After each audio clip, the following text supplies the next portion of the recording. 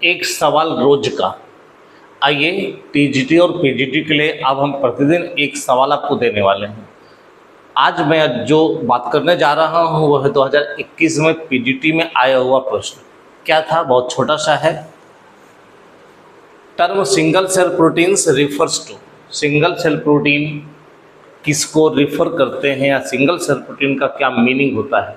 तो देखिए बच्चों, पहला ऑप्शन है protein obtain from single cell, यानी कि शब्दों से तो देखने को लगता है कि पहला ऑप्शन होना चाहिए, लेकिन ऐसा है नहीं। Protein obtain from the progeny of the single cell, बात वही हो गई।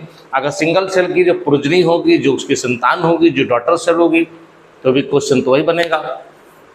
Protein obtain from the large scale growth of algae, fungi या बैक्टीरिया, ये ऑप्शन सही है। लार्ज स्केल में बैक्टीरिया, वायरस या फंजाई की जब ग्रोथ होती है उसमें बहुत अमाउंट में प्रोटीन बनता है, उसे सिंगल सेल प्रोटीन कहा जाता है। तो अब सवाल ये आता है कि आंसर इसका कौन सा होना चाहिए, तो आंसर इसका थर्ड है। अब मेन चीज सिंगल सेल प्रोटीन की खोज, सिंगल सेल प्रोटीन का सिग्निफिकेंस, सिंगल सेल प्रोटीन का क्या महत्व है आने वाले भविष्य में, और जो सिंगल सेल प्रोटीन का महत्व क्यों है, इसमें थोड़ी सी चर्चा करेंगे। बोलने को मैं बोलूँगा, लेकिन मैं यहाँ पर आज चाहता हूँ मैं आपको हर क्वेश्चन के छोटे से नोट्स प्रोवाइड करूँ और आपको यह भी बताऊँ कि आखिर टीजीटी 2021 या पीजीटी 2021 में जो क्वेश्चन आए हैं वो क्वेश्चन कहाँ से हमारे इन ऑथर्स ने, यानी पेपर बनाने वाले टीचर्स ने सेलेक्ट किए हैं। इसकी मेरी पूरी कोशिश है कि मैं आपको वो स्टेटमेंट, वो पॉइंट, वो किताब, वो जगह बता सकूँ। चलिए, इस पर आता है। ये क्वेश्चन है, थोड़ा सा एक्सप्लेनेशन है, बहुत इजी एक्सप्लेनेशन है, कहीं कोई दिक्कत नहीं है। Single cell protein microbial protein है, यह भी क्वेश्चन कहा जा सकता है। माइक्रोबियल प्रोटीन के नाम से भी क्वेश्चन आ सकता है बच्चों। ये एडिबल प्रोटीन्स होंगी जो यूनिसेलुलर ऑर्गेनिज्म बना रहे हैं, ऐसा जरूरी नहीं है।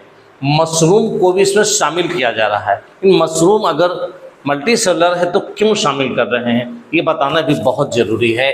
तो बायोमास बढ़ता है प्रोटीन के एक्सट्रैक्ट का, प्योर कल्चर मीडियम से बढ़ जाएगा। हम एल्गी यूज कर सकते हैं, क्लोरेला प्रोटीन रिच एल्गा है। ईस्ट से बहुत सी विटामिन हमें मिलती हैं। फंजाई, ईस्ट, और साथ साथ हमने मशरूम की बात किया है। बैक्टीरिया जो प्रोटीन प्रोड्यूस कर सकते हैं, may be used as integrate of the single cell protein, जो कि सब्सटीट्यूट होते हैं प्रोटीन रिच फूड का। अब सवाल होता है, प्रोटीन रिच फूड आने वाले समय में अगर मैं कहूँ कि विश्व की आबादी 2050 तक 9 बिलियन हो जाएगी, धरती का क्षेत्र कम होगा, एग्रीकल्चर से जो नुकसान होता है, अब उस नुकसान को क्या हम उस जगह पर उस समय बर्दाश्त कर पाएंगे?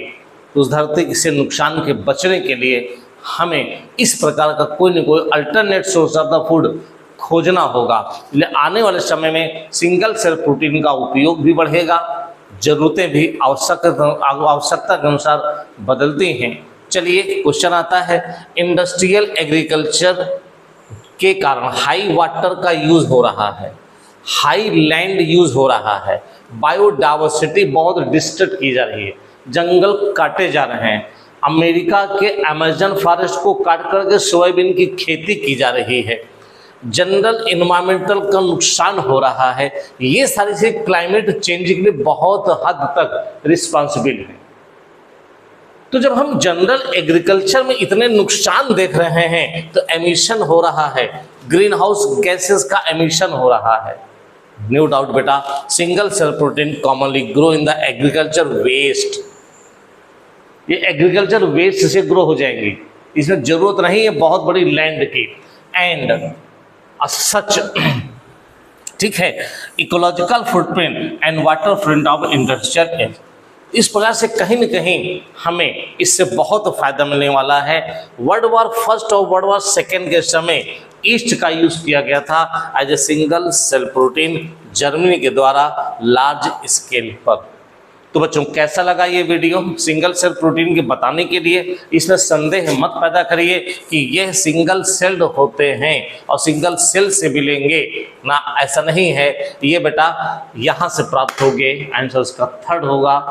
कल के लिए नया क्वेश्चन आपका इंतजार कर रहा है। चैनल को लाइक करें, सब्सक्राइब करें और टीजीटी और पीजीटी के लिए इन नई सौगात ज्ञानेश्वर ने आपको दी हुई है। Thank you.